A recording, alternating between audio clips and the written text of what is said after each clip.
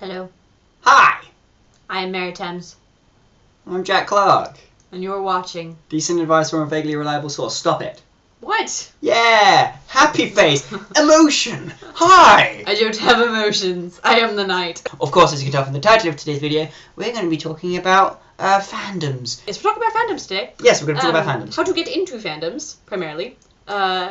Yes, Things to be wary of when joining a fandom. Yeah, and the good and the bad points about fandoms, because fandoms are great, and if you get into a fandom, it'd be awesome, and you get so much out of it, make new friends, and you get to see bits about your show or whatever your fandom is about in ways that you would never have thought before. However, there are a lot of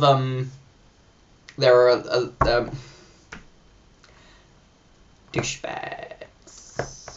So, when beginning into a fandom, one of the things that you're going to have to be wary of is that some members of a particular fandom are not going to be very accepting of you because you're prying into their baby. It's theirs. You can't have it. Yes, and they find that your experience with a particular TV show, anime, manga, video game, book, etc. is not the same as their experience, and therefore theirs is more valid.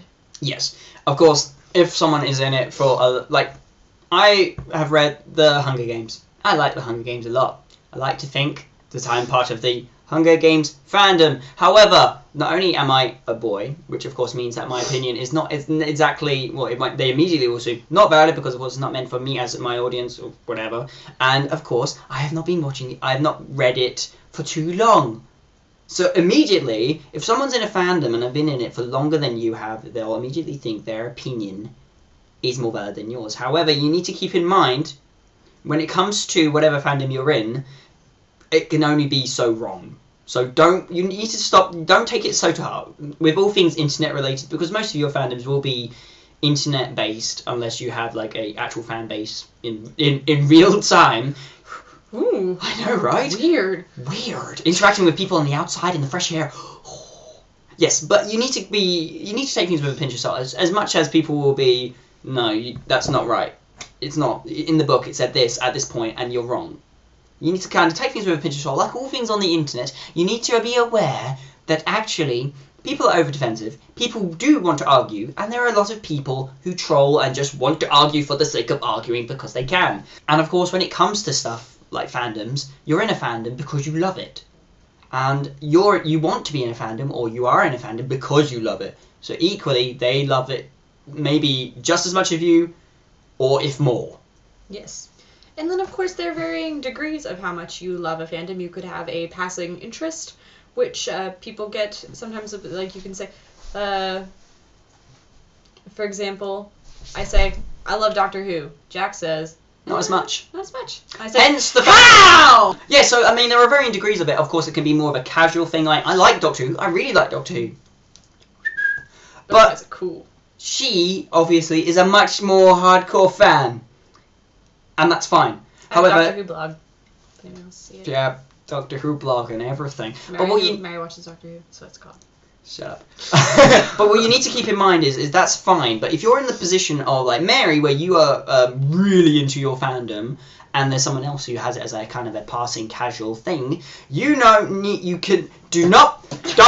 don't do the thing where you just belittle their person's opinion because they don't apparently like it as much as that may be the case. You need to be tolerant, a pleasant human being who is not at all a douchebag about their opinions and what they think. Because there's nothing more horrible than loving something and then someone else who loves the same thing belittling you and metaphorically stabbing you because of something you both like. That just seems silly. It's just stupid. Stop doing it. Stop it. So yeah, and when it comes to fandoms, of course, there are good bits. There are good bits. We kind of just started with that. There are bad bits about fandoms. Oh, the bad things! Not the best way to start people off if they actually want to be in a fandom, but there are really good things about fandoms, of course. Gotta catch 'em all. It's you and me. I know it's our destiny, Pokemon. I have my fandoms. Rather partial. when it comes to new people, I mean, when it comes to fandoms, you just need to be aware that you may love something, but it doesn't mean it's yours. To be fair, none of the stuff that we're like gushing over, it belongs to us anyway. Someone else created it for our pleasure, so we need to be aware that it's not just yours. Stop it. Everyone else can enjoy it as well. Good ways to get into fandoms are to pick the beginning. Don't start seasons in. Oh God, no! You want to start. Don't do that. You want to start from the beginning, so you have the full context of what you are watching. There's nothing quite like going into a series halfway in where you lose the context of what you're actually watching. Or of course, this does apply to like books and other. I hate when people read the end first. I know people that do that. They'll read the last page before they start the book, and I'm like, it's a journey. You can't just skip it out. You need to, and of course, people will be much more tolerant of you if you're not just going to come in halfway, because actually, it may, in their opinion, they may see it as a, oh, they're just not that bothered. Okay. People skip David Tennant. I know. I don't understand it either. He's so beautiful. Would it upset you to say that I like Matt Smith more? No. Everybody's entitled to their own opinions. Okay. Everyone has their opinion. Everyone has certain views and thoughts. Like, of course, with Doctor Who, where there are different variations of it, of course, there are different doctors. So, of course, there'll be people with much more clear-cut differences. This applies to other fandoms as well. But, of course, like all the other fandoms, like, they may have different parts of it. I mean, like with fandoms, there'll be sub-fandoms within fandoms, which are ever so confusing. But you need to be aware that, of course, people have different opinions with different things in the fandom. So you always have to keep a clear mind. But also, when it comes to stuff like Doctor Who, you've got Eccleston, you've got David Tennant, and you've also got Matt Smith. Then you also have the other ones. Classic Who. One of the good points, a good point, would be when starting out into a fandom, one thing that you must not do under any circumstances is explore the Tumblr tag for it. Don't do it. Or go looking via Google search, if you're not a Tumblr person, for information. For instance, one time with Buffy, I was I was in season 1 and I just had to know, do Willow and Xander ever get together? Another key factor of fandoms that you must be aware of. Shipping. Shipping. Oh, ship. Oh, ship. Yes. Shipping, of course, is basically a term used to refer to relationship. That's where the word comes from. So if you ship someone, you basically say, those two work so well together, they're amazing, I ship them. So you wish they were in a relationship, or you imagine them in a relationship for your own devious, or whatever reason, you like those two characters in that show you like them so much, you wish they were together. You ship those. You ship them. You ship them. And you can ship them in various degrees, such as, I ship them, that's degree 1, or I ship them so hard, that's 2. There'll be different conflicts within fandoms when it comes to shipping, particularly because, of course, it can be quite a touchy subject. If you get involved with a TV show or whatever, you get really emotionally involved with these characters. I know it's only a card game, but I don't care!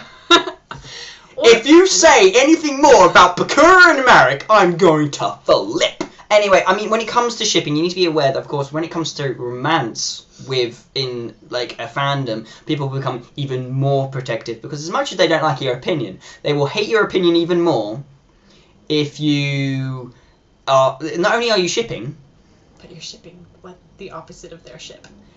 Yeah. But yeah, guys, that's pretty much it.